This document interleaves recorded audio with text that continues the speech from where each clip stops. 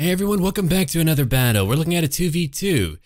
Myself and Havoc are playing as the Empire. I'll go over our build in just a moment. Let's go look at our enemy's build over here. We're looking at the disgusting orcs, and over here you have Norska. On the right flank, they've got Marauder Horse Masters. On a further flank, we're looking at Havoc and his Pistoliers. Unfortunately, in the very beginning, I don't think he was fully aware that they were all engaged in melee.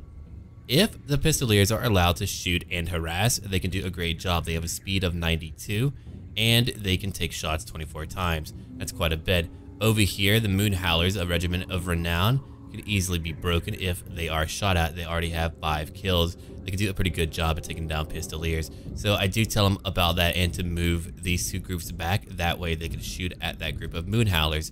Now let's go over here. We're looking at Norscan Warhounds. Only basic ones, no special Ice Wolves and no poison ones. Over here, Marauder Spearmen that have anti-large. Basic Marauders too, they do have Enrage, so they can be pretty good in melee combat. He brought in Throg. Over here we have Skinned Wolves who are not on a flank. If they were, they could have easily killed his Pistoliers. The Horse Masters too, he could have killed all 3 groups quickly had he went to go do that.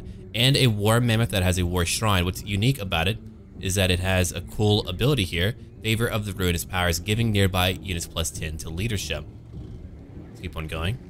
Oh, and back here we have the Brutes of the Hound, which kind of look like they should be in God of War. Either way, they are a regiment of renown, and they're just a tougher form of those Berserker units belonging to the Norscan faction. Over here, that Orc player has Mogrov's Mangy Marauders moving up. Again, a skirting unit.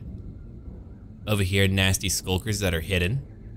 He did bring in Scarsnake to fully complete the Crooked Moon theme that he had going on.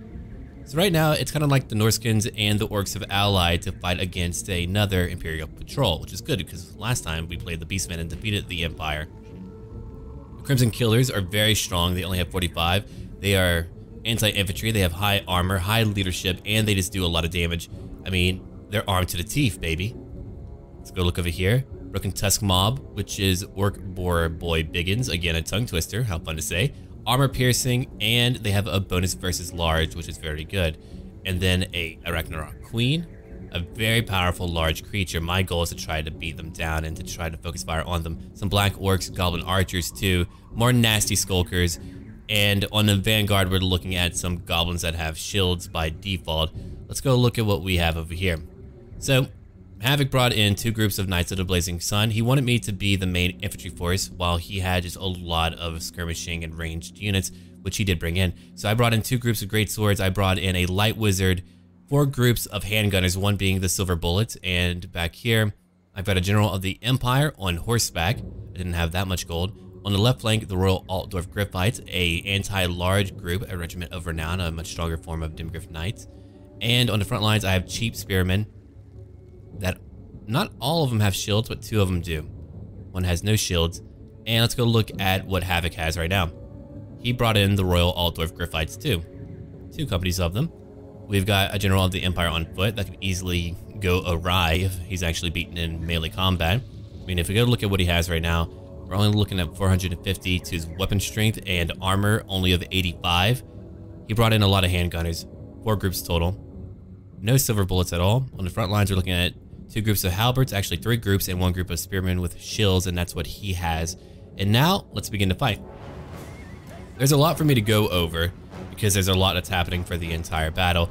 Yeah, I told him to move back his Pistoliers, and now they're attacking these guys, who have a few trees to help them out to defend against attacks. Not only that, they do have shields, but there's enough Pistoliers here to take them down. These young nobles are doing well in battle. The Norscan player is trying to move over onto Havoc's flank, probably opting to go after him because he seems like he's the weaker link when it comes to melee units, whereas I have a lot more. I brought my handgunners to the front lines. I wanted to shoot them. I wanted to move back a little bit too because we had a bit of a plateau right here where we could shoot them. And that is what I wanted. The only battle that's happening right now is still over here. Oh, I did bring in a light wizard, only bringing in the Net of Amen Talk, the only spell that I needed. I wanted to try to immobilize any unit I could in order to just shoot them. I brought in all these handgunners and I wanted to use them. If you can use your handgunners, man, you can do a lot of damage. So right now, I get to wait for them. over here, that battle's still going on. He's currently running. One group of Pistoliers gone, but Havoc did pick up and learn from that mistake, and right now he's hitting them pretty hard. I just found out about nasty skulkers, and right now I'm shooting these Mogrov's mangy marauders who are moving up. We have that queen coming up too, and they are bringing up the Broken Tusk mob. I'm gonna let all of my Demigryph Knights, and I brought in 2 groups. So I brought in, actually, if I look at it, yeah, it was Havoc who brought in the Royal Altdorf Griffites, my bad, and I just brought in these 2 groups of Demigryph Knights. Again, anti-large and armor piercing. I'm now shooting Goblin Archers, not my best target, but they were the ones who were approaching us immediately, so I just went ahead and began to shoot them. We're getting a lot of kills, we dealt a lot of damage. And look at that. They die today. Okay. The Pistoliers have finally won that battle. We're going to pay attention to what they'll be doing for the course of this battle, which it felt like it was a very long battle. It actually wasn't now that I look at the time, but it definitely did feel like a very long fight. They're getting a few shots off, getting a few of our handgunners. We have been playing in 2v2 quick battle to quickly find battles, though I do wish the unit size was a little bit bigger, but that is okay. I wonder if it was one of us. I mean, I don't think it was me. I'll have to find out. Maybe not. But we did get some very cool battles in, and here they come right now. I did use a net of Talk. I just didn't want them to hit my handgunners. I didn't want them to have to move them forward. So we have attack after attack. We're just using volley after volley, hitting them all. And they're dropping like flies. They're still trying to move up, and the other player's still trying to get an angle over on Havoc, who's still strong and, you know, defending at the moment. The Orc player's trying to attack me alone.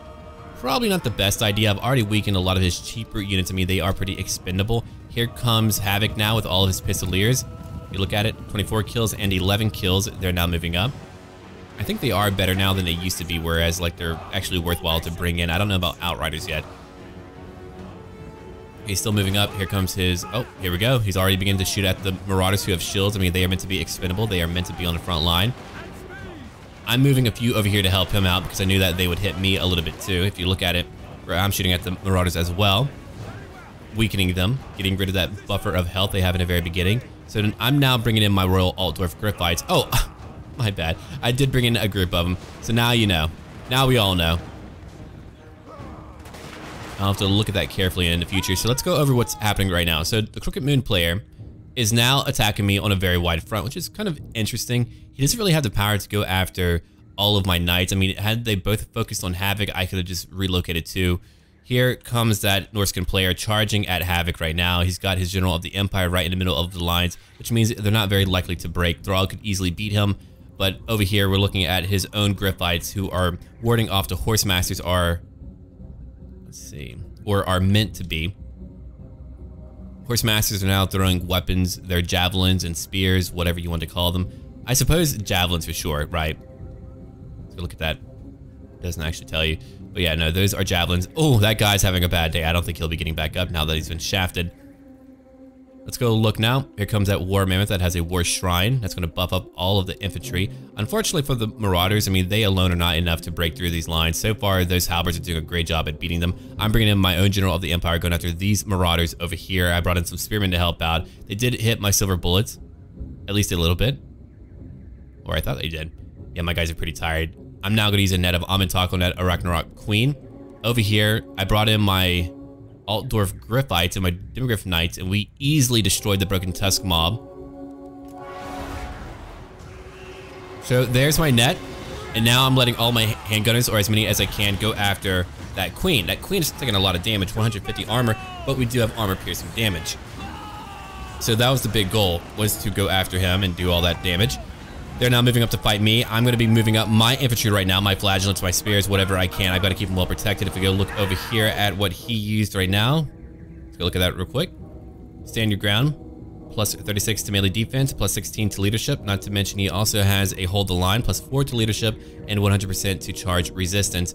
And here is the War Shrine, which thankfully, if you look at it, Havoc is trying to focus it down. He's doing a great job at it. It's a large target. He can shoot it. So they have a lot going on, but let's go look on my side. I did use, I believe, potentially an upgraded net of Talk. Norskins are moving away. That spider is about to break, or is breaking right now. We go look over here to Knights of the Blazing Sun are now moving in. Let's go look at these Pistoliers who are actually keeping the Skin Wolves busy. If you look at it, they have a speed of 80. Over here, he's got a speed of 92, so he's able to keep them busy. They are not heavily armored, so Pistoliers are a great counter to Skin Wolves, and I like them a lot whenever we're fighting Norska. Over here, we have the Crimson Killers and the Black Orcs who are trying to flank me. I'm moving in a few units too, and I'm trying to bring in my handgunners to go shoot them. I'm moving back my Demigryph Knights, and over here, we're still fighting. It looks like they were buffed by a wall, Spite of the Bad Moon, and Stand Your Ground. Spite of the Bad Moon is probably used a little bit too late to actually do anything. Let's go look over here real quick. The Knights of the Blazing Sun have 26 kills, and they're getting more right now. Actually, I'm not gonna, I have to remember to not count their kills. I'll look at the very end. Let's go look over here. Right now, Havoc is still trying to bring down a War Mammoth, and he did a great job. He did a fantastic job bringing it down. I was actually very shocked that he brought it down so quickly. It only has 70 armor, so I mean, if you try to focus it down, it will die.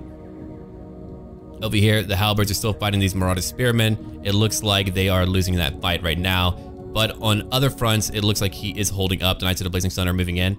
They have 43 left, and Marauder Horsemasters only have 31. We're looking at Brutes of the Hound who are going to come in. They do not have armor piercing. They're only anti-infantry. Over here, again, the Pistoliers kept the Skin Wolves away for the entire match. That probably would have hurt our Knights and Demigryphs quite a bit. Okay, we can let the battle play out. I'm repositioning my own handgunners, also helping to shoot that War Mammoth, which has now dropped. It's dead. Over here, I use another Net of Amantok. Unfortunately, there's like some obstructions that were going on. I'm not sure why they were obstructed the entire time. They did get a few shots off to do some damage, but not nearly the amount that I was hoping for. And I wanted to use that net to try to immediately beat them down. I mean, I did weaken them if I look at it now. Let's go look over here.